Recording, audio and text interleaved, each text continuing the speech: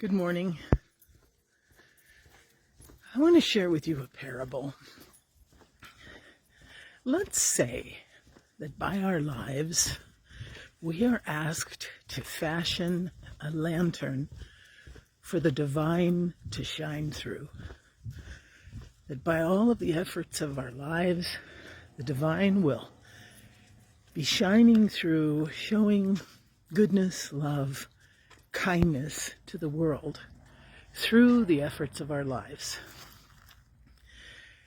And let's say that we work on this lantern through our entire lives, polishing, embellishing, doing good deeds, trying to understand the message of the divine and sharing that with others, really trying to make a beautiful gift of this lantern so that the love of God can shine through it for all to see. And then one day we come to the conclusion where we say, gosh, I think I've done everything I can. There's nothing more I can do to make this lantern beautiful. And so I ask out loud, what else can I do? And the answer comes to me. It's good. Come now and bring your lantern up the mountain to me. And so I carry this lantern that I'm so excited and so proud of. I carry it up the mountain, closer to the voice of the divine. And the closer I get, the more I look at the lantern and go, wow, I don't know what I was so impressed about. I mean, it's really looking pretty miserable. It's not as shiny and as beautifully crafted as I'd wanted, as I'd hoped, as I thought. And for some, that realization causes them to turn around and start over. I'm going to start another. I don't know what I was thinking. I'm going to go back and I'm going to create a new lantern. Or I'm going to take the lantern that I started and really coat it with gold, plate it with gold, or add new jewels, or, more good deeds, or more kindnesses, or more prayers, or more holy or religious behaviors.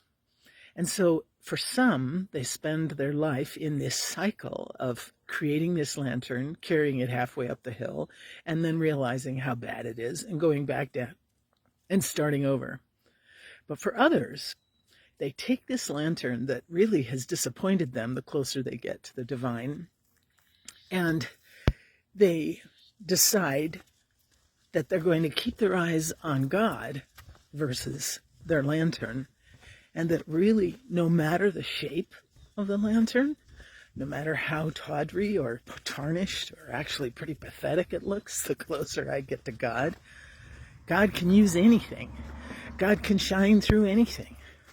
And so I'm going to bring this lantern to God anyway. And when I reach the top of the mountain, let's say that a cloud, a mist comes over me, and a voice from the mist says, drop your lantern. And you think, wait a minute. First of all, I need the lantern to get through the mist.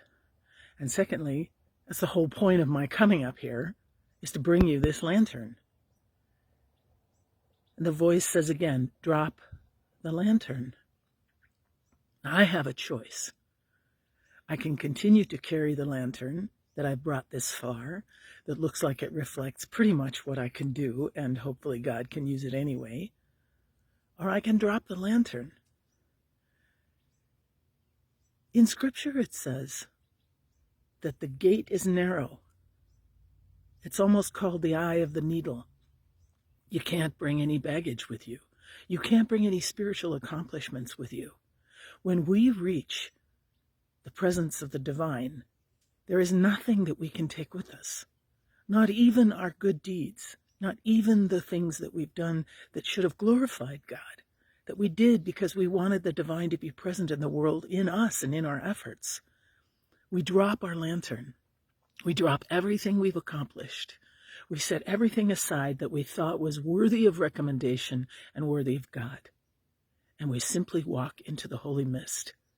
We walk into the presence of God knowing that we are what God desires. We alone, not our good deeds, not this lantern, not our behaviors from our lifetime. We drop our lantern and we enter this loving presence of God, trusting that everything we thought was important, everything we thought the divine needed and wanted from us, that actually we were a little misguided. That all the divine wanted was you. Not what you bring, not what you carry, not what you've done. You. And that has me thinking so deeply. Ponder that today. It's not what you bring to God. It's who you are.